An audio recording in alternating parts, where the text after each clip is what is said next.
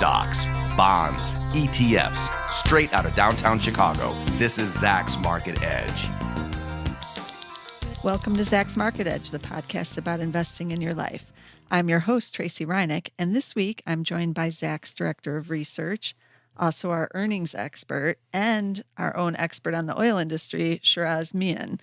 And we talked a couple times, Shiraz, about the oil market, but now you're back again because things are happening. Yeah, oil has gone back into a bear market. It's down more than 20% off its recent highs. That's so right. Everybody's like, oh, it's all bearish. Yeah. And that's impacting the energy stocks. So we're going to talk about them again in a separate segment. Sure.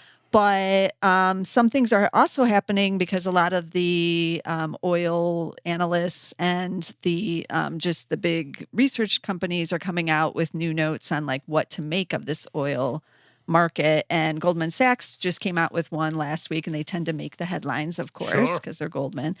And they've been all over the map. They were very bearish like last year. And so I was intrigued to see what they were going to say about, what they see going forward here. And they surprisingly said that oil, they believe, will be range bound between $45 and $50 a barrel. But this all depends on what happens with Nigeria and Libya. They both have supply disruptions in both those countries. So if they start really kicking in production in the second half, then Goldman believes that the price of oil could fall further.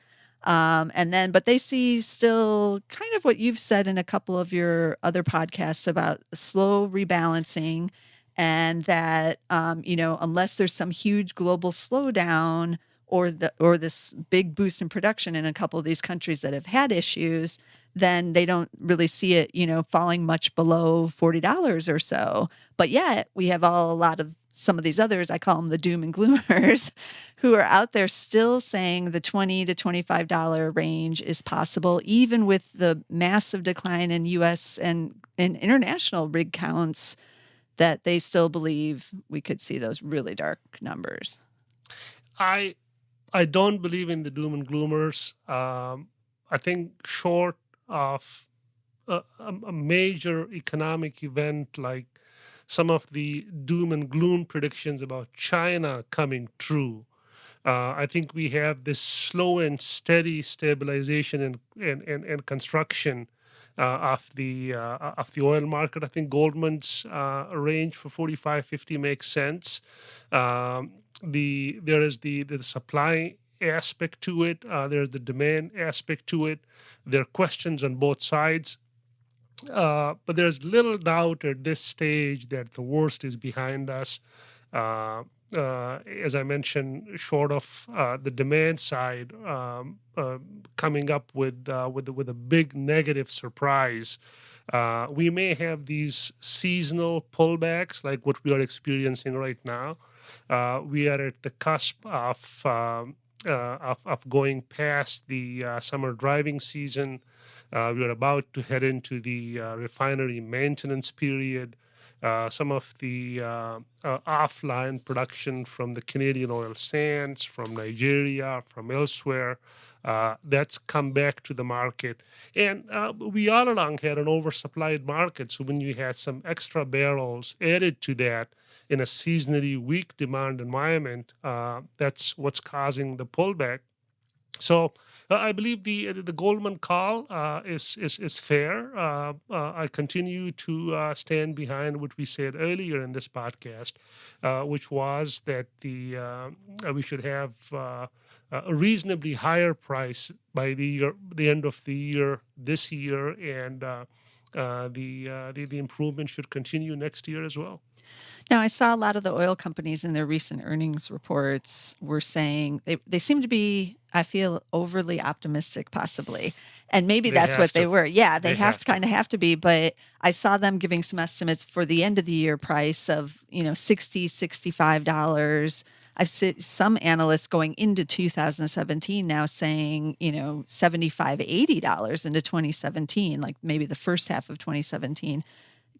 Can you see that possibility? It's possible, and it's possible in a number of scenarios. We should remember that last year at the beginning of spring, in April, to be precise, the U.S. oil production peaked at about 9.6 million barrels a day, which was the highest we have ever had, surpassing the 1971 peak. And in June, which is the latest data we have for production, it was about 8.6 million barrels. So we have cut back by about a million barrels already, and it's ongoing. The idea is that we could stay around the June level, which is about 8.6 million barrels. We could cut back even more, and it's these unknowns of how much production comes offline in the U.S. And then the expectations of how much Iranian oil enters the global market, which will drive these prices by the end of the year. So I would call that relatively aggressive forecasts, but not totally out of the realm of ranges that one could envision. What about all this talk I keep hearing about how we're swimming in oil? Everybody keeps talking about how there's just so much out there, and that those are the doom and gloomers usually saying this, but is that even true? I don't see how. It is true. It is true. And what they are referring to are commercial inventories in the OECD markets. And that's perhaps true for the non OECD markets as well, but we don't have data for that. The OECD commercial inventories are at all time record levels. So I don't have the exact numbers in front of me right now, but relative in terms of the days of supply, I believe it's in the high 60s to 70 days worth of supply that's in commercial inventory. So yes, inventories remain. That has been the big issue Yeah. in the market the last year and a half, and it still remains an issue. And at this stage, when we have some of these shut-in oil production coming back online, I mentioned the Canadian oil sands earlier, and you have some of these refiners that shut down for seasonal maintenance, that adds to those commercial inventories, and that adds pressure on oil prices, which we are seeing at present. So yes, those to that extent, the doom and gloomers Right. comment is Right. correct. The conclusion they draw from that is not correct. Okay.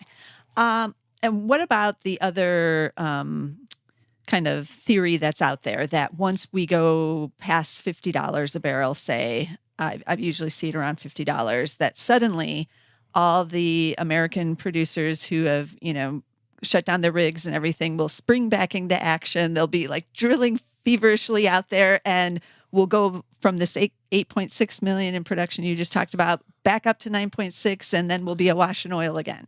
The extreme case of that is basically a misunderstanding of how the industry works. So it's not like the Saudi Arabia's excess production capacity, where they have everything built up, everything maintained, fully staffed, and they'll be producing 12 million, but they have the capacity for 13 and a half. Once a for-profit, publicly traded company shuts down a facility, they lay off the workers too, they cold stack the related equipment too, and those workers could move from South Dakota. If there's no work, they'll probably come to Chicago or somewhere else Yeah. to find work. And if those guys get into another job for 6 months or a year or 2 years, then it's hard to just leave everything behind and go back to South Dakota. So there are some short duration projects that will come back, but not everything. Yeah, I saw some articles recently because I've been intrigued by this about, unemployment rates in the areas that have a lot of energy exposure. And Alaska, they've been talking about how Anchorage actually has record low unemployment, even though they have seen the job losses. And part of that is because they think people can find other jobs. That's one That's right. area. And then about 30 to 40% of the workforce there, they do believe is more transitional, I guess you could say. They're not tied to Alaska. They just went there for the job, and now that there's no job, they just left, just like they would in North Dakota. That's They right. would go to wherever the jobs are, That's right. and so that's why that immediate area isn't seeing a lot of people unemployed. Absolutely. And if the downturn in the rig count, the downturn in overall oil field activity levels, if it stays at current levels or even moderately higher levels, but way below the peak levels for, say, another year and a half, that will produce more enduring structural changes in the industry, Yeah. particularly on the labor side, but also on the equipment and other supply side, which is hard to reverse in a quick order. So eventually they'll come back, but not like somebody flipping a switch and everything lighting up all over again. Yeah, I've seen a couple other references to that. I listened to the United Rentals conference call, and they just do the Sure. equipment, but they have 5 or 6% of their revenues exposed to the energy sector. Sure. And they said, they get asked on every single conference call, what about energy? What's happening? And they said that they've seen it, they believe, basically bottom now. They've moved all their equipment to areas where it needs to go from the weak to the strong. So they've absorbed that excess, but there actually is no increasing demand from the energy sector, not yet. But That's they right. believe that it's bottomed. But that kind of goes to what you're saying too. Yeah, they can kind of move their equipment quickly, I guess you can say, but it's still going to take a couple months for Sure. sure to move, if there is demand suddenly in energy, to move that equipment back into that area. That's So right. And there's even more complicated equipment with the more specialized drillers, the Diamond Offshores and the Patterson UTIs of the world, who when activity are not there, they cold stack those rigs and lay off the workers. And then they have to hire those people back and put those equipment back into operation. yeah, I saw a good article in the Midland Reporter Telegram down in Texas. They're, obviously that's the heart of the oil That's right. industry down there. So they're covering all the things that are going on. And they talk to Oil States International, and Oil States is on the services side. Sure. They do a lot with wells. And they've laid off about 40% of their employees now. But they said they are keeping track of where everybody's going and what they're doing, because when they do need to start rehiring, you can't just be sitting there 2 years later going, okay, we want Joe back now. Well, Joe has Absolutely. gone off and he's, either maybe gotten retrained or has another better job, or Sure. nobody knows. So they said in this article that the rig count right now is at 462. They would need it to get back into the 900s before they actually had to hire again, because they would just basically give overtime to those that remain and all of that first. And then once it got into the 900s, they would have to hire. But they also believe that once it did get to that level, there would be a lot of competition for all this Sure. labor, because so many will have found other new jobs. That's right. And then who has the skills to come back in there and do like Absolutely. hydraulics or whatever? I believe it was either Halliburton or Baker Hughes who mentioned on their conference call that 900 is the new 2,000 Okay. for the rig So count. that must be the magic number now. They are saying that it'll improve pricing level. It'll improve some of the pressures they continue to face in their own P&L. So this 900 has some resonance across the industry. Yeah, I guess so. It'll help improve the outlook to some extent. It's totally dark out there in the oil patch for these service people. They don't have any pricing power, and the producers, the E&Ps, and the big oil companies, they are continuing to put pressure on them to charge less and less. So they feel that once the rig count gets to 900 and above, that'll give them some pricing power in their business. Yeah, I saw, I looked to see what Oil States, actually did this last quarter, and they said they saw encouraging signs that activity was troughing. Yeah, yeah, Is that the word? For the U.S. lower 48 drilling. that's right. And completion activity could start to recover. But they did know, because this was last week, that, crude had suddenly tumbled back down closer to $40. And they said they wouldn't know for months if that would have the reverse effect on some of what their customers are doing. So they were a little bit cautious about, this recent pullback in the crude price. I think the notion that the worst is behind us, that activity levels have troughed, it was mentioned by the bigger players too. I believe Schlumberger, Halliburton, those folks mentioned something along those lines as well. So my sense is that unless we get into the scenario that the doom and gloomers are projecting out there, I think this outlook holds, and there'll be a slow and steady improvement in the outlook.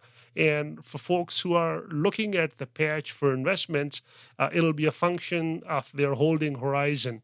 If it's the next few weeks, it's tough to make any educated decision in that time frame. But if you have a longer time horizon, there are plenty of investment opportunities in the space.